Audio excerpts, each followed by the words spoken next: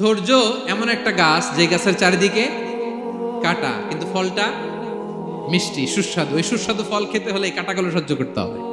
ধৈর্য। ছোট্ট ছেলে মেয়েদেরকে ননির পুতুল করে গড়ে তুলবেন না, খবরদার। ওদেরকে কষ্ট সহিষ্ণু করে গড়ে তুলবেন। আপনি থাকতেই কষ্ট করা শেখান, তার জীবনটা স্মুথ হবে, তার ক্যারিয়ারটা ব্রাইট হবে, তার ভবিষ্যৎটা সুন্দর হবে।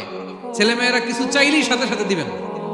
অনেক বাবা মা আছে এত আদর করে, এত বেশি আহ্লাদ করে, যা চায় তাই দেয়, পরে হিতে বিপরীত হয়, ঠিক কিনা? ছেলে মেয়েকে অভাব শেখান, ছেলে মেয়েকে কষ্ট শেখান, ওদেরকে সংগ্রাম শেখান, প্রতিকূল পরিবেশে কি করে টিকে থাকতে হয় এটার সবক শেখান। সেদিন লোকমান তাই করলেন, ছেলেদের সবর শিখাইলেন যে বাবা ধৈর্য ধারণ করো, আতঙ্কিত হবা না।